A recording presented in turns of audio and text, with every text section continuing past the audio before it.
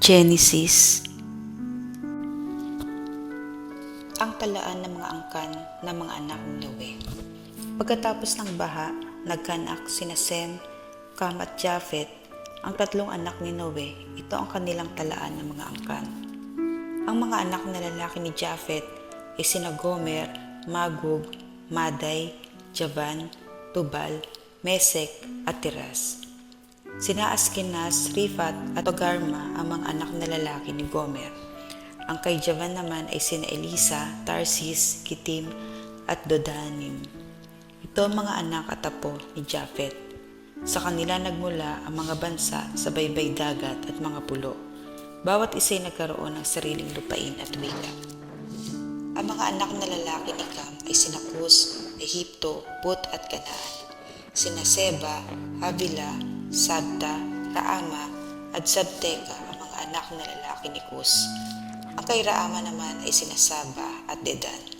Si Nimrod, isa pang anak na lalaki ni Cus, kauna-unahan sa daigdig na naging dakila at makapangyarihan.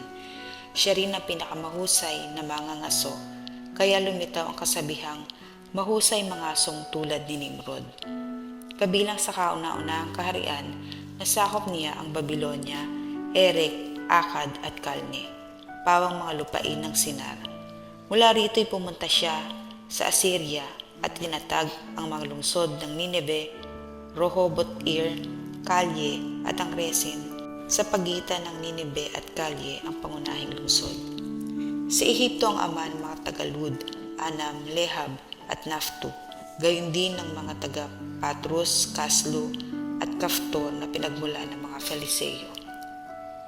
Ang panganay ni Kanaan ay si Sidon na sinundan ni Het. Kay Kanaan din nagmula ang mga Ebuseo, Amoreo at Gergeseo, mga Heveo, Araseo at Sineo, ang mga Arvadeo, Semareo at Hamoteo. Simula nooy nangalat ang mga Kananeo. Mula sa Sidon ang kanilang hangganan sa gawing timog ay umabot sa Hera na malapit sa Gaza. Umabot naman sa Sodoma, Gomora, Adma at Seboim na malapit sa Lasa sa gawing silangan. Ito ang lahi ni Cam na kumalat sa iba't ibang lupain at naging iba't ibang bansa na may kani-kanilang wika. Si Sem, ang kapatid na matanda ni Japhet, ang pinagmula naman ng lahi ni Heber. Ang kanyang mga anak ay sina Elam, Asur, Arphaxad, Lud at Aram. Ang mga anak naman ni Aram ay sina Uz, Hul, Heter at Mas. Si Arphaxad ang ama ni Sela na ama naman ni Heber. Dalawa ang anak ni Heber. Ang isa'y tinawag na Peleg sapagkat noong panahon niya nahati ang mga tao sa daigdig. Ang pangalaway si Hoktan, ang ama ni na Almodad, Selef, Hasarmavet at Jera, Hadomal, Usal at Dikla, Obal, Abimael at Saba, Ophir, Havila at Hobab. Ito ang mga anak na lalaki ni Hoktan. Ang lupain nila'y mula sa Mesa hanggang Sefar, sa kaburulan sa silangan.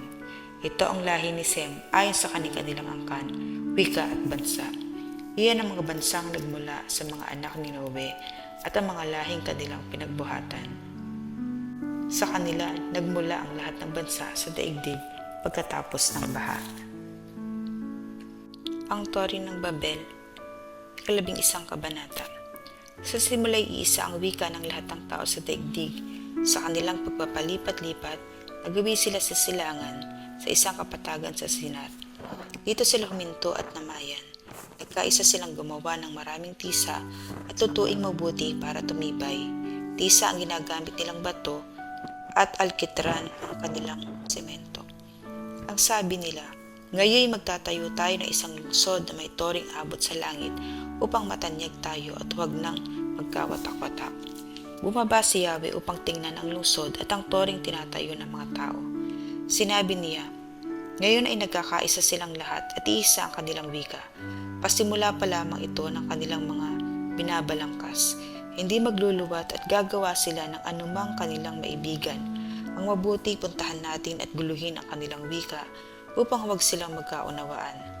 At ipinangalat ni Yahweh ang mga tao sa buong daigdig. Kaya natigil ang pagtatayo ng lungsod. Babel ang tinawag nila sa lungsod na iyon, sapagkat dooy ginulo ni Yahweh ang wika ng mga tao, at mula roon, pinapangalat nga niya ang mga tao sa buong daigdig. Ang lahi ni Sem. Ito ang mga lipi ni Sem. 2 taon makalipas ang baha, si Sem ay nagkaanak ng isang lalaki, at Arphaxad ang pinangalan nito. Si Sem, 100 taon na noon, nabuhay pa siya ng 500 taon at nagkaroon ng iba pang mga anak. Nang si Arphaxad ay 35 taon na, nagkaanak siya ng isang lalaki at ito'y pinangalan ng Sela. Nabuhay pa siya ng 403 taon at nagkaroon ng iba pang mga anak. 30 taon na noon si Sela na maging anak siya ni Heber. Nabuhay pa siya ng 403 taon at nagkaroon din ng iba pang mga anak. Sa gulang na 34 na taon, naging anak ni Heber si Peleg. Nabuhay pa siya ng 430 taon at nagkaroon din ng ibang mga anak. Sa gulang na 30 taon, naging anak ni Peleg si Reu. Nabuhay pa siya ng 200 at 9 taon at nagkaroon pa ng ibang mga anak.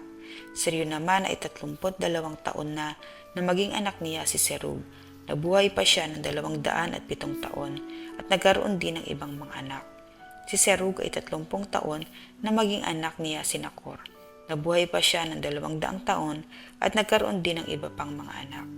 Naging anak naman ni Nakor si Tare nang siya'y 29 na taon. Nabuhay pa siya ng 119 na taon at nagkaroon din ng ibang mga anak. 70 taon na si Tare nang magkaanak na 3 lalaki, sina Abram, Nakor at Haran. Ito naman ang lipi ni Tare. Anak ni Tare sina Abram, Nakor at Haran na ama ni Lot. Buhay pa si Tare nang mamatay si Haran sa kanyang sariling bayan ng Ur, Caldea. Napangasawa ni Abram si Sarai at napangasawa naman ni Nakor si Milka na anak ni Haran na ama ni Iska. Si Sarai ay hindi magkaanak sapagkat baog siya. Umalis si Tare sa lungsod ng Ur, Caldea kasama ang kanyang anak na si Abram, ang asawa nitong si Sarai at si Lot na anak ni Haran. Papunta sila sa Kanaan, ngunit dumating sa Haran. Doon na sila nanirahan.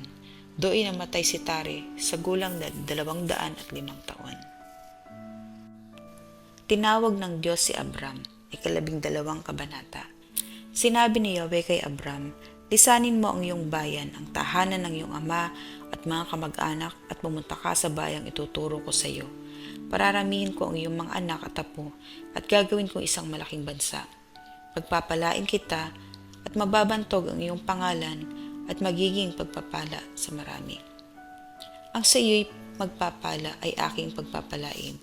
Ngunit kapag sinumpa ka, sila'y aking susumpain.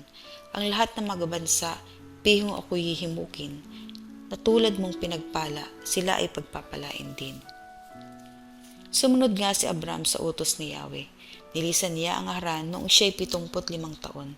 Isnama niya ang kanyang asawang si Sarai at si Lot na pamangkin niya. Dinala niyang lahat ang kanyang mga alipin at kayamanan at nagtungo sa Kanaan.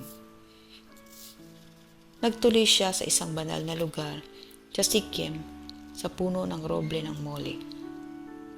Nooy naroon ang mga Kananeo. Napakita kay Abram si Yahweh. Sinabi sa kanya, ito ang bayang ibibigay ko sa iyong lahi. At nagtayo si Abram ng dambana para kay Yahweh. Buhat doon, nagtuloy sila sa kaburulan, sa silangan ng Betel at huminto sa pagitan nito at ng Hai. Nagtayo rin siya roon ng dambana at sumamba kay Yahweh. Mula roon, unti-unti silang nagpatuloy papunta sa gawing timog ng Kanaan. Umihimpil sila habang daan ayon sa hinangi ng pagkakataon. Pumunta si Abram sa Ehipto. Nagkaroon ng matinding tagutom sa lupain yaon, kaya si Abram ay dumako-dako pa sa timog, sa lupain ng Ehipto upang doon muna manirahan. Nang malapit na sila sa hangganan, sinabi niya kay Sarai, asawa ko, ikaw ay maganda. Pag nakita ka ng mga Ehipsyo, baka patayin nila ako para makuha ka. Ang mabuti sabihin mong magkapatid tayo, alang-alang sa iyo, hindi nila ako papatayin. Nang bumagta sila sa hangganan, napuna nga ng mga Ehipsyo na maganda si Sarai.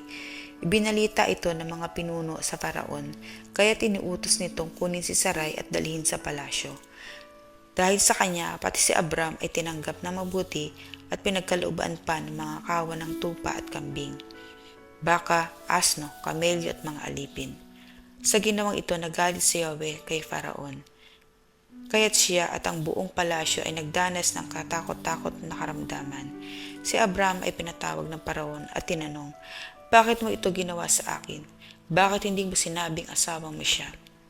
Ang sabi mo'y kapatid mo siya, kaya ako naman kinuhang asawa. Hala, isama mo siya at lumayas na kayo." Iutos niya sa kanyang mga tauhan na paalisin ang mag-asawa, dala ang lahat ng kanilang ari-arian. Ang mabuting balita ayon kay Mateo.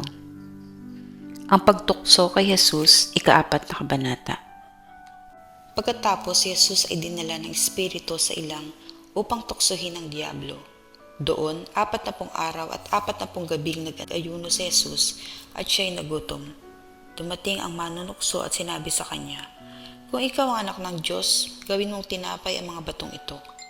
Ngunit sumagot si Jesus, "Nasusulat, hindi lamang sa tinapay nabubuhay ang tao, kundi sa bawat salitang namumutawi sa bibig ng Diyos." Pagkatapos nito ay dinala siya ng Diablo sa taluktok ng templo sa banal na lungsod.